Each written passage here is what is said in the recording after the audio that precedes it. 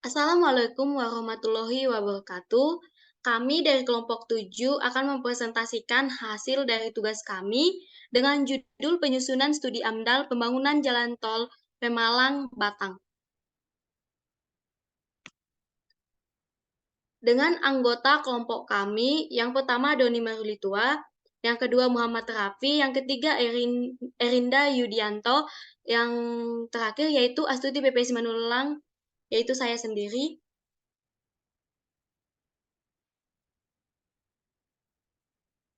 Outline atau pembahasan yang akan kami bahas pada presentasi kali ini yaitu yang pertama deskripsi proyek, yang kedua pembahasan, yang ketiga kesimpulan, dan yang terakhir referensi.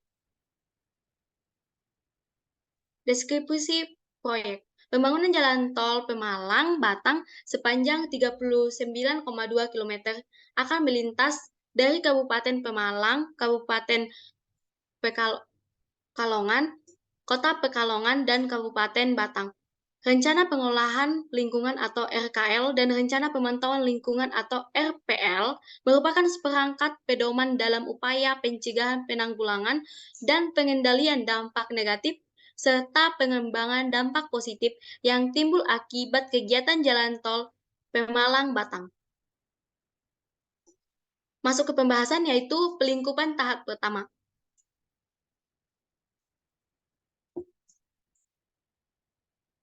Jalan tol termasuk infrastruktur beserta fasilitas yang memerlukan manajemen sebagai aset negara yang dikelola oleh operator jalan tol. Salah satu kewajiban manajemen jalan tol adalah menyusun dokumen AMDAL atau analisis mengenai dampak lingkungan yang diatur dalam Permen LH nomor 5 tahun 2012 untuk memperoleh izin lingkungan.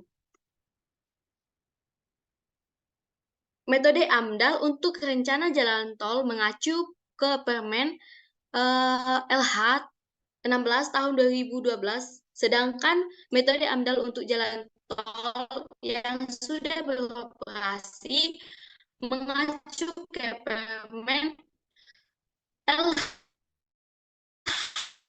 LHKP 102 tahun 2016 untuk dampak yang harus dikelola dan dipantau yang dicantumkan dalam dokumen rencana pengolahan lingkungan dan rencana pemantauan lingkungan relatif banyak karena dampak belum terjadi dan perlu dilakukan prinsip kehati-hatian untuk mengantisipasi segala kemungkinan terjadinya dampak lingkungan yang bersifat negatif dan merugikan bagi masyarakat dan kelompok lingkungan lainnya pada seluruh tahapan kegiatan seperti prakonstruksi, konstruksi, dan juga pada operasi.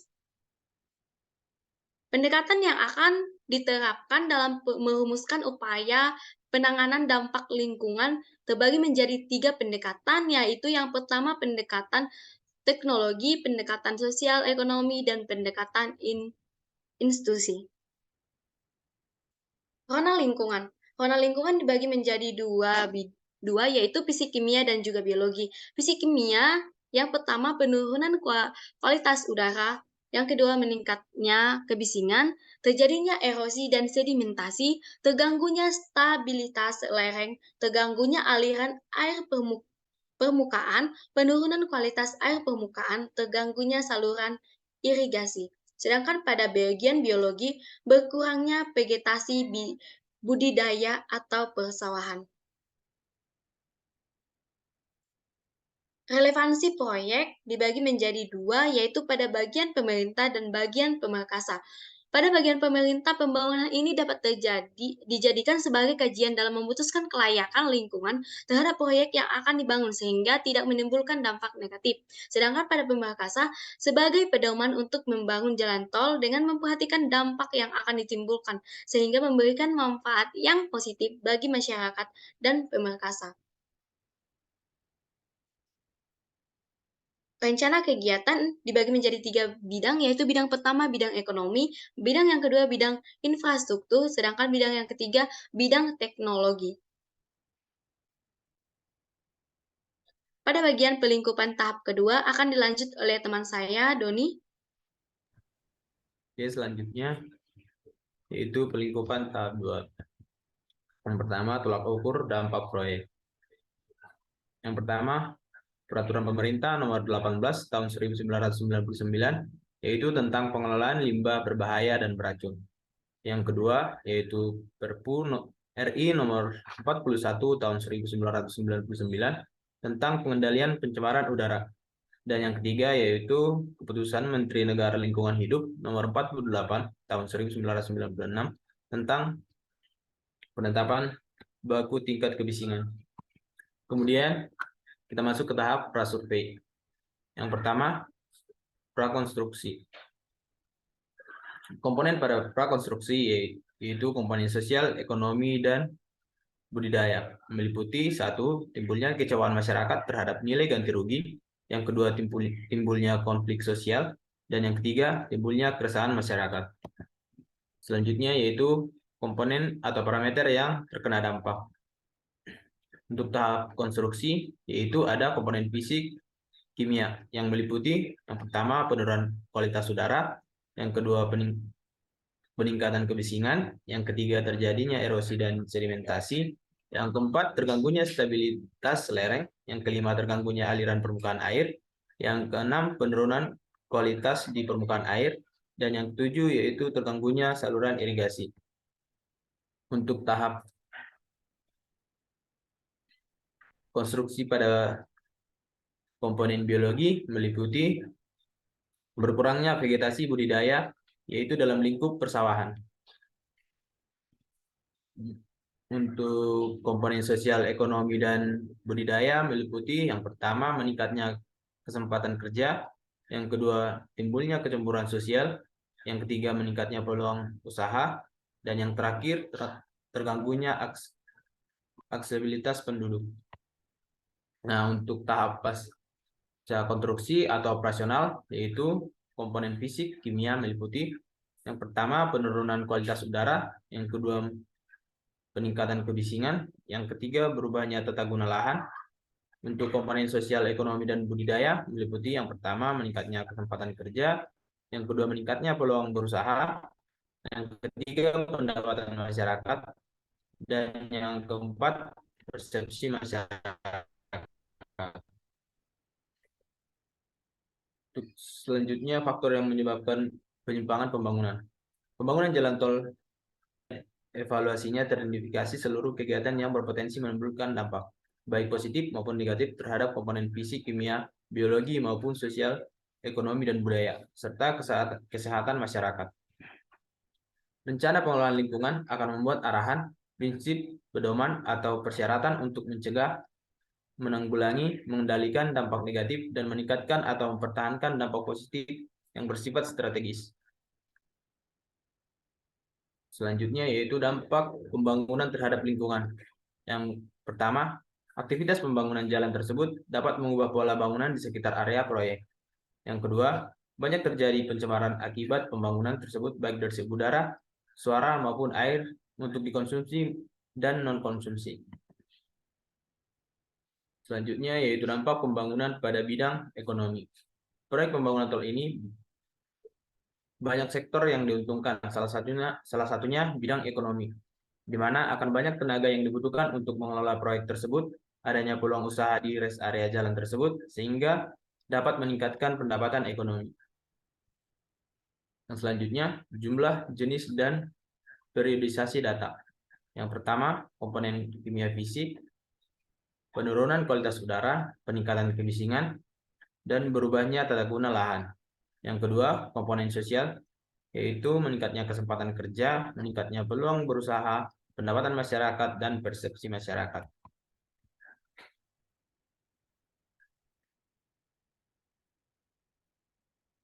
Selanjutnya akan dilanjutkan oleh teman saya.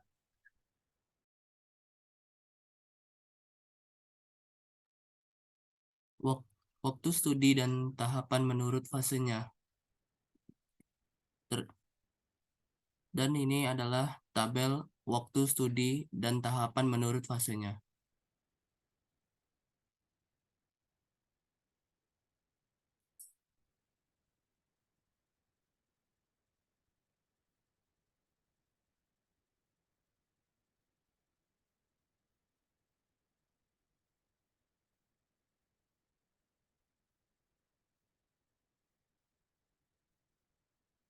uraian kegiatan tahap prakonstruksi, pembebasan lahan selama masa konstruksi, tahapan perencanaan selama prakonstruksi, tahapan konstruksi, penyiraman di lokasi proyek dan jalur angkutan material secara berkala, 3 bulan sekali selama kegiatan tahap konstruksi, melakukan penghijauan 3 bulan sekali selama kegiatan tahap konstruksi selama 15 bulan, pembuatan saluran air selama 3 bulan sekali, pengoperasian base camp selama masa konstruksi, pembuatan badan jalan perparasan jembatan dan lain-lain selama masa konstruksi, pelaksanaan land cleaning selama masa konstruksi, tahapan pasca konstruksi, memelihara dan memasang setiap 6 bulan sekali selama jalan tol, pengelolaan jalan tol selama tahap pasca konstruksi, pelingkupan tahap 3,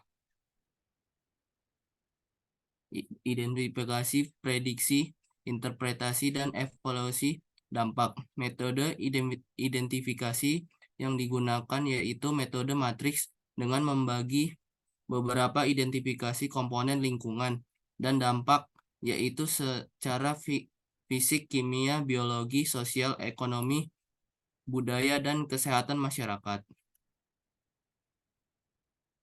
Perkiraan dampak penting. Keterangan: A. Dampak kecil, B. Dampak besar, plus T. Positif tidak penting, positif B. Positif penting, min T. Negatif tidak penting, min P. Negatif penting. Tahap prakonstruksi. 1. Timbulnya kekecewaan masyarakat terhadap nilai ganti rugi. K min P. Timbulnya konflik sosial. B min P. Tahap konstruksi. Penurunan 1. Penurunan kualitas udara, meningkatnya kebisingan. B min P. 2. Terjadinya erosi dan sedimentasi. K min P. 3. Terganggunya stabilisasi lereng. K min P. 4. Penurunan kualitas air permukaan. B min P. Terganggunya saluran irigasi. K min P.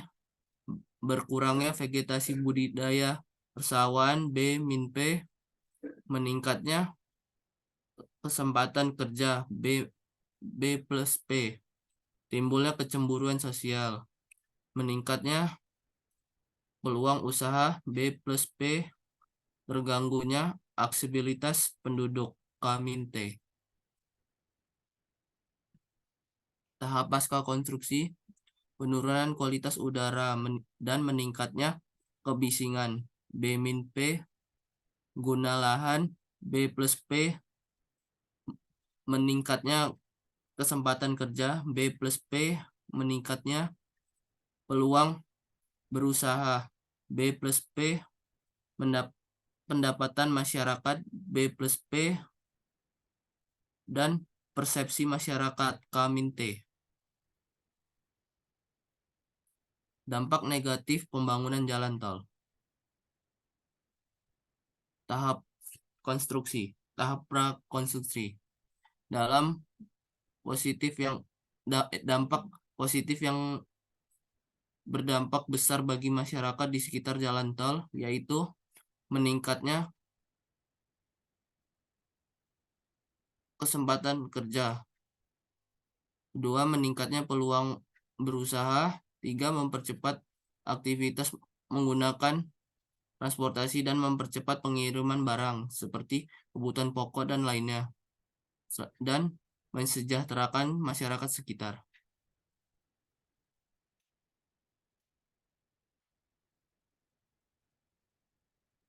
Dampak negatif dari pembangunan jalan tol. Tahap prakonstruksi. Pada tahap ini akan timbul banyak reaksi dari masyarakat akibat ganti rugi yang kurang sesuai. Antara lain, timbulnya kekecewaan masyarakat, timbulnya konflik sosial, dan timbulnya keresahan masyarakat. Tahap konstruksi. Saat proses konstruksi akan mengakibatkan perubahan bentuk bangunan di sekitar area pembangunan.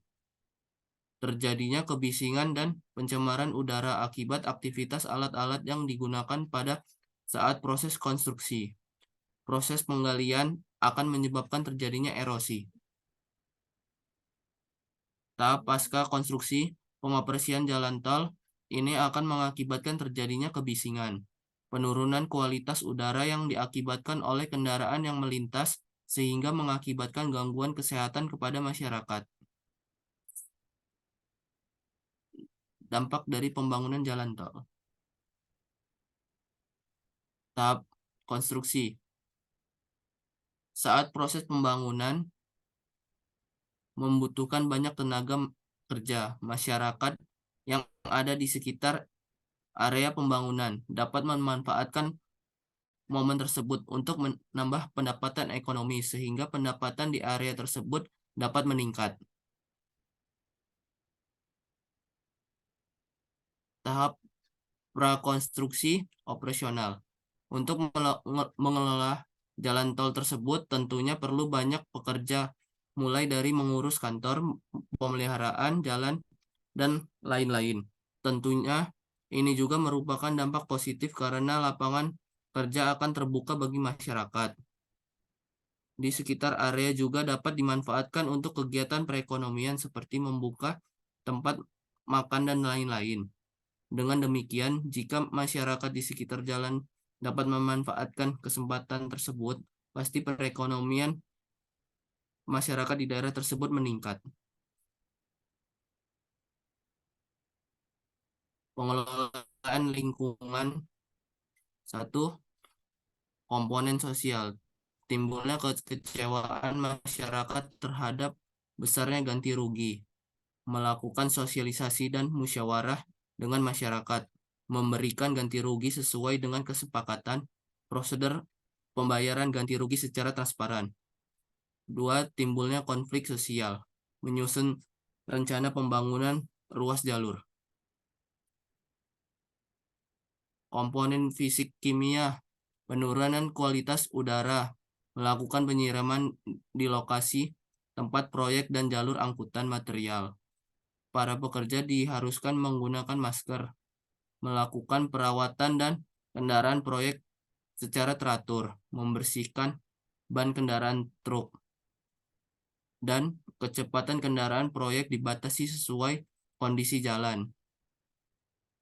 Peningkatan kebisingan, yaitu mengatur jadwal kerja, menggunakan kendaraan angkutan dan peralatan proyek yang kondisinya dengan baik, menempatkan base camp, peralatan yang menimbulkan kebisingan, memasang pagar pembatas proyek.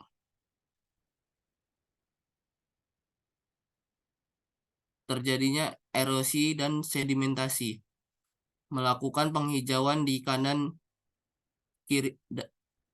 dan kiri jalan tol, membuat konsep penanganan dampak yang tepat, berhati-hati dalam pekerjaan tanah pada musim hujan, gangguan stabilitas dan aliran air permukaan, menjaga kelestarian dan kestabilan tanah, penurunan kualitas air permukaan, tidak diperbolehkan membuang bahan sisa yang menguap, menjamin sistem drainase terbebas dari kotoran dan bahan lepas, melaksanakan pengelolaan kualitas air, terganggunya saluran irigasi, pengaturan kegiatan konstruksi yang disesuaikan dengan jadwal, perlu peningkatan kondisi saluran irigasi yang ada.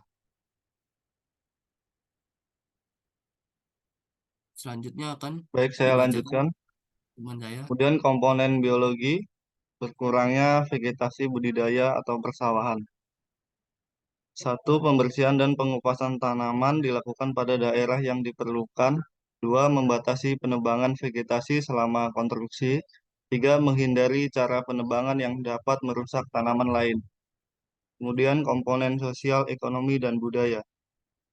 Meningkatnya kesempatan kerja.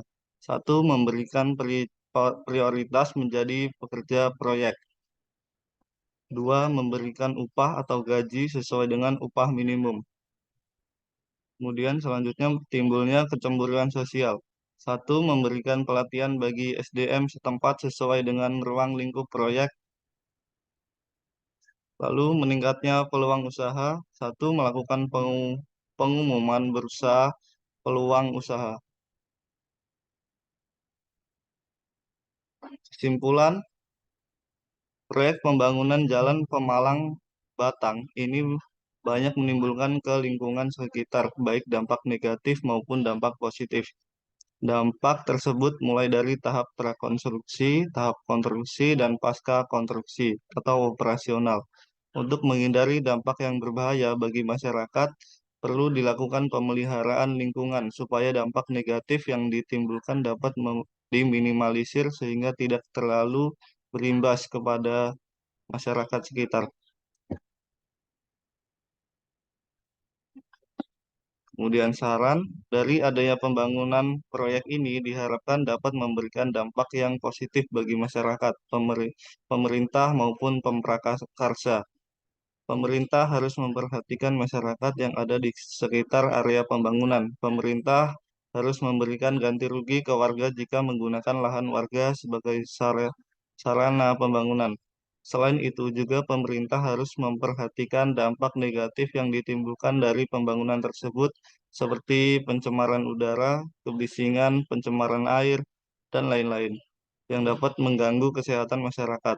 Pemerintah juga harus memberikan solusi untuk mengatasi dampak negatif tersebut. Pemerintah juga harus memprioritaskan masyarakat di dekat area pembangunan menjadi pekerja di proyek tersebut agar dapat meningkatkan pendapatan.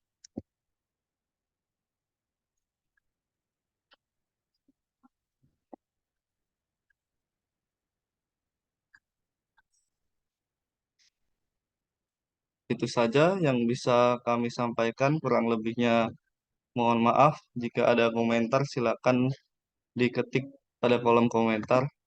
Kami akhiri, wassalamualaikum warahmatullahi wabarakatuh.